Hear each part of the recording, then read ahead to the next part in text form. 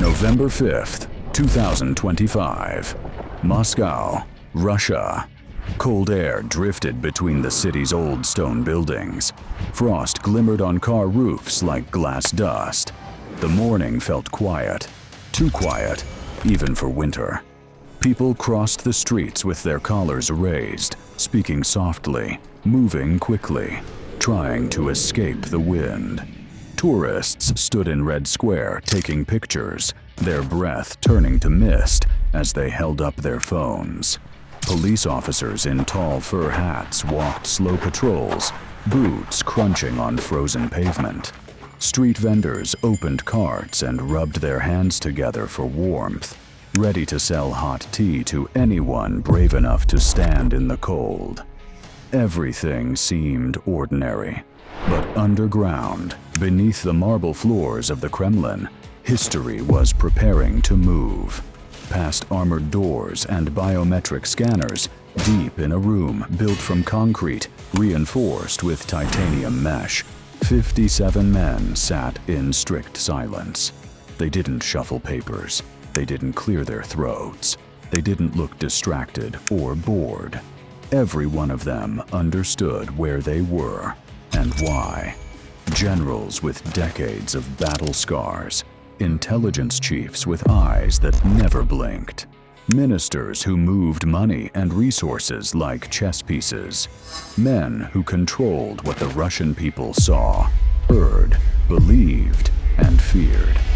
In the center of the table was a folder so thin it looked almost harmless, but inside it was the most dangerous decision of the century.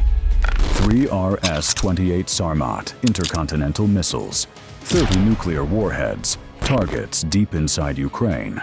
If launched, millions could die before they even heard the sirens. Putin leaned forward.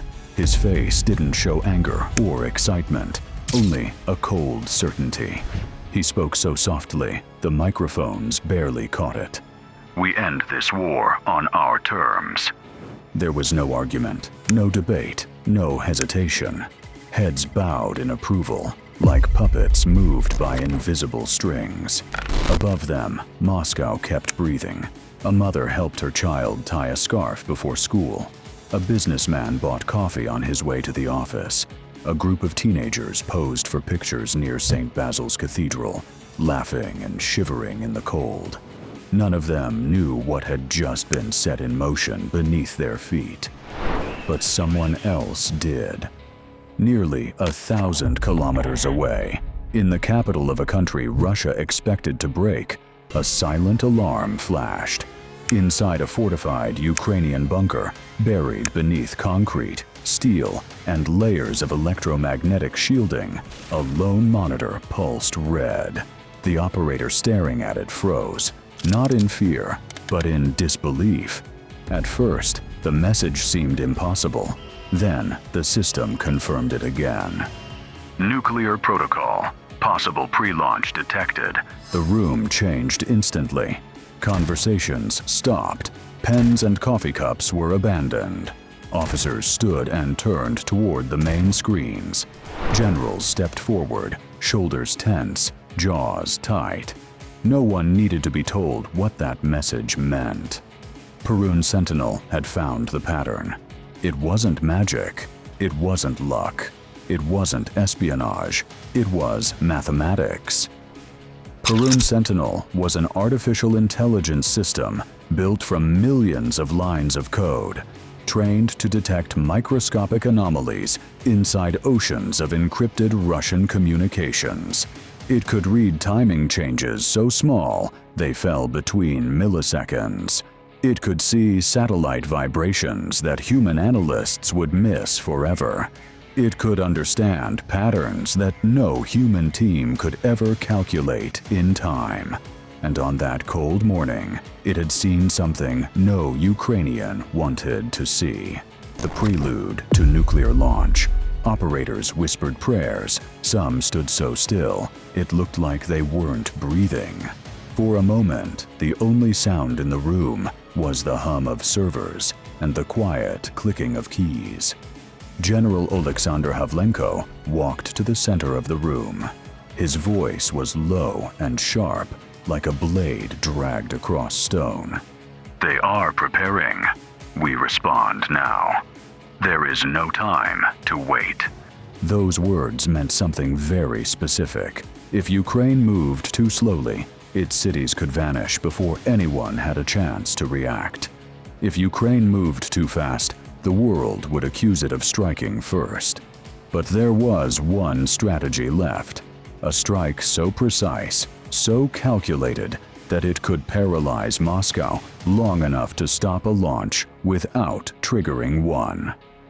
And if you're interested in modern military technology and real tactical analysis, not propaganda, but real strategy, subscribe to the channel. Now, let's continue. At Pava Air Base, the winter wind howled across a runway lined with snow.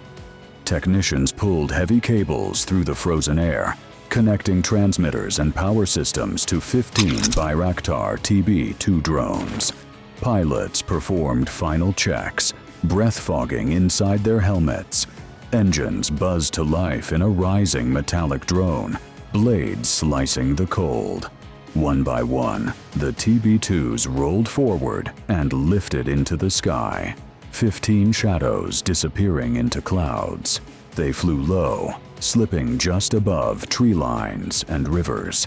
Their flight paths were mapped to avoid every Russian radar arc, flying under the curvature of the Earth. Dozens of Ukrainian analysts and mathematicians had spent months calculating those paths, changing altitudes by meters, adjusting speed by seconds, every detail perfectly aligned. For a while, Russia saw nothing. Then everything changed. Radars lit up red. Operators screamed coordinates. Sirens echoed across Moscow's military districts. Multiple inbound aerial contacts. Panzer S-1 systems spun into position. Buk M3 interceptors launched. Tor M2 batteries roared to life. Missiles arced through the sky, leaving glowing trails behind them. The first drone vanished instantly. Then another, and another. 4 gone. Then 5. Then 3 more. In less than 60 seconds, Russia spent the cost of a small hospital firing at drones worth less than a family car. But the price didn't matter. Moscow wasn't counting money. It was counting threats. On radar, the drones disappeared one by one, until only a single signature remained. Drone number 15. It moved toward Moscow, flying straight toward the most heavily defended airspace in Europe. Russian operators searched for it, adjusting antennas and recalibrating radars. Something was wrong. The target kept vanishing, not because of jamming, not because of stealth, because of mathematics. Months earlier, Ukrainian analysts discovered a flaw, tiny, microscopic, inside the mapping of Moscow's overlapping radar sectors, a half-second gap where 2 defensive grids interfered with each other, a digital blind spot. To Russia, it was invisible. To Ukraine, it was a doorway. Drone number 15 slipped through that doorway like a ghost. 700 meters, 300, 100, 20. A fragmentation charge, small enough to carry with 2 hands, detonated against the Kremlin's dome. Copper ripped apart, stone shattered. A plume of black smoke rose into the winter sky. For the first time in modern history, the Kremlin burned on camera. State media cut the feed. Civilians didn't. Millions watched the smoke twist over Moscow. Firefighters rushed across icy stone. Alarms echoed across the towers. For a brief moment, the Russian capital, untouched for centuries, looked vulnerable. But while Moscow stared upward, something far more terrifying approached from above. 10 MiG-29s fulcrums flew through the clouds, silent and cold. These weren't ordinary jets. They had been rebuilt in secret. radar-absorbing coating, infrared masking, digital jammers, new avionics, encrypted communications. To radar, they looked like broken reflections, flickering, disappearing, reappearing, never long enough to lock onto. Their target wasn't symbolic. It was precise. The Kremlin's command center. 20 Kh-29T missiles dropped beneath the planes.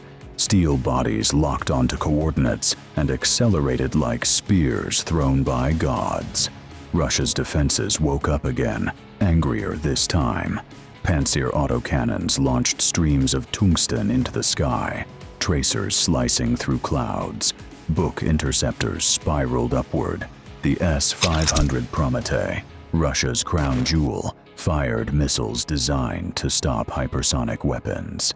The air above Moscow exploded in shockwaves. Missiles collided mid-air, bursting into shards of burning metal. Clouds flashed white and orange. The skyline shook. 18 Ukrainian missiles were destroyed in a storm of fire. Only 2 survived. But wars are not mathematics. You don't need a perfect score. You only need the last number. The surviving missiles tore through the sky and slammed into the Kremlin's diplomatic wing. Windows shattered across blocks. Flames erupted, climbing the walls. Concrete folded inward. Smoke poured into the sky like a black banner. Inside the building were high-ranking advisors, intelligence analysts, and military planners. 5 killed, 20 wounded. More importantly, Moscow's walls had been touched, and that was enough to change everything. During the chaos, tail number K-27, a Ukrainian MiG, took a direct hit of shrapnel. 1 stabilizer gone, half an engine burning, control surfaces shredded, the cockpit filled with smoke and alarms. Any normal pilot would have pulled the ejection handle. He didn't. He leveled the aircraft, reduced thrust to keep the engine from detonating, and pointed the nose toward home. The plane shook so violently, the wings looked ready to snap off. Every kilometer felt like a lifetime. At 200 kilometers, fuel lines began leaking flame. At 100 kilometers, controls stopped responding to half the inputs.